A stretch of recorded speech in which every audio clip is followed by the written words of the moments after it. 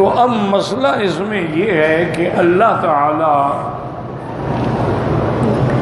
سب سے پہلے تو اس کا ایک فیصلہ ہے، سنت اللہ ہے، کسی قوم پر وہ عذاب نہیں دیتے جب تک کہ پیغمبر نہ بھیجے۔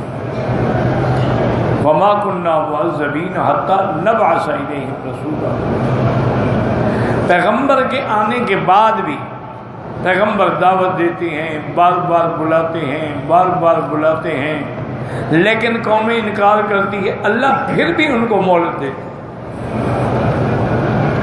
جیسے کہ اب خود اندازہ فرمائیں کہ نوح علیہ السلام نے 950 سال تک قوم کو دعوت دی،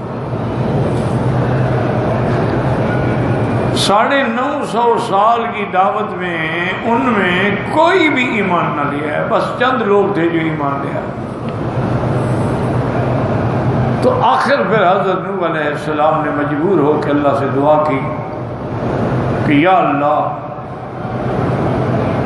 ان کو میں نے جب بھی دعوت دی ہے کلما دعوتہم لتغفر لہم، تاکہ ان کی بخشش ہو جائے،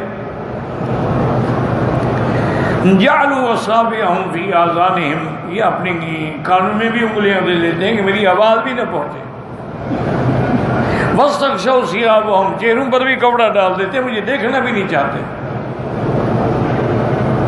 وَأَسَرُّوا، اور اسی کفر پہ جمے ہوئے ہیں، واستكبروا استکبارا، اور انتہائی تکبر کی آخری حدوں کو پہنچ گئے ہیں۔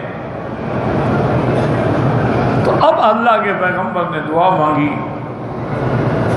کہ یا اللہ لا تذر علی الارض من الکافرین دیارا، اب کوئی ان کا گھر بھی نہ بچے۔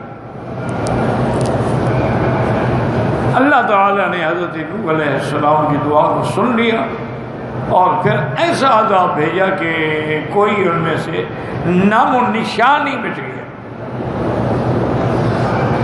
تو یہ سنت اللہ ہے، پیغمبر بھیجتے ہیں پھر بھی مہلت دیتے ہیں کہ شاید جتنا بھی بڑا گناہگار کیوں نہ ہو، اگر اللہ کے دروازے پہ لوٹ آئے اور توبہ کر لے تو پھر اس کی اللہ توبہ قبول فرما لیتے ہیں اور دعائیں منظور فرما دیتے ہیں۔ آپ نے دیکھا ہے کہ اللہ دعا تو کافروں کی بھی منظور فرما لیتے ہیں۔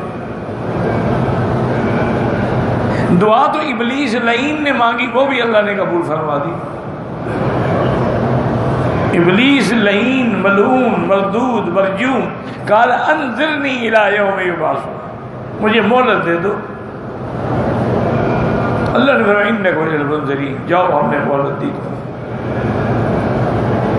تو اللہ تعالیٰ سب کی دعا سنتے ہیں، شرط یہ ہے کہ آپ اپنے گناہوں کو چھوڑ دیں، معاصی کو چھوڑ دیں، بے حیائی کو چھوڑ دیں، عقل حرام کو چھوڑ دیں، پھر اللہ کے آگے گڑ گڑا کے دعا مانگیں تو اللہ تعالیٰ ضرور قبول فرماتے ہیں۔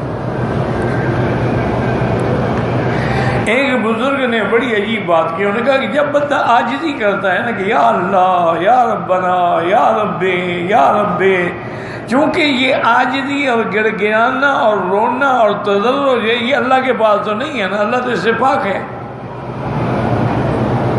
اللہ تو عاجزی سے پاک ہے نا،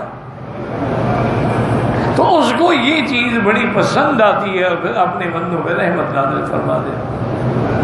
اسی طرح علماء نے ایک واقعہ لکھا ہے کہ انسان اللہ تو جانوروں پر بھی رحمت فرماتے ہیں، لیکن اگر ہم رحمت نہ لینا چاہیں تو اس کا کیا علاج ہے؟ اگر آپ اپنے برتن ہی اونھا کر دیں تو اس میں بارش برستی رہے، قطرہ بھی نہیں جائے گا۔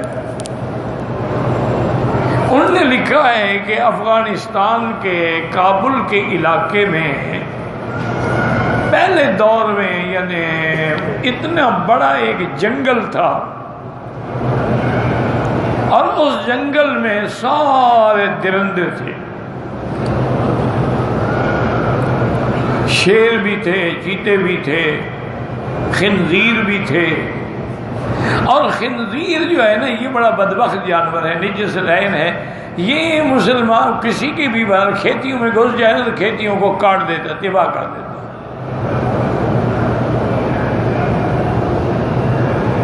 تو اس علاقے کے بستی کے لوگ جب تنگ آ گئے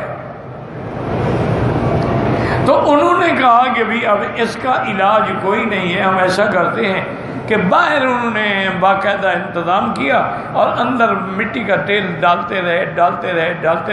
جب اندازہ ہو گیا کہ سارے جنگل میں ہم نے تیل پھیلا دیا، اب آگ لگا دی. اب جب جنگل میں آگ لگی تو آگ تو بھڑک اٹھی اور سارے چرندے جو تھے نا وہ اس کے اندر محصور ہو گئے. ان میں سے ایک خنزیر کسی طرح نکل گیا باہر. اس آگ کے احاطے سے باہر نکل کے آسمانوں کی طرف سر اٹھایا اور بڑے آوازوں کے ساتھ چیختا رہا، یعنی اللہ سے فریاد کر رہا تھا. تو کہتے ہیں لوگ کہ ہم تو کھڑے تھے نا انتظار میں، ہم حیران ہوئے کہ اس نے جب چیخنا شروع کیا تو اللہ کی رحمت کی بارش برس گئی، ساری آگ بجھ گئی، سارے درندے بچ گئے. تو اگر اللہ خنزیر کی بھی سنتے ہیں، اللہ تعالیٰ کتوں کی وجہ سے بھی رحم فرما دیتے ہیں، تو پھر بھی اگر بندہ اپنے خدا کو چھوڑ کے ادھر ادھر ٹھوکریں کھاتا پھرے تو اس کی بدقسمتی ہے. ورنہ اللہ تو مہلت دیتے ہیں، ان اللہ لیملی للظالم، بڑی مہلت. اب دیکھیں فرعون کو 300 سال اقتدار ملا ہے، کتنی بڑی مہلت ہے. لیکن پھر جب اللہ نے پکڑا ہے تو پھر اللہ کی پکڑ سے کوئی بچا نہیں سکتا.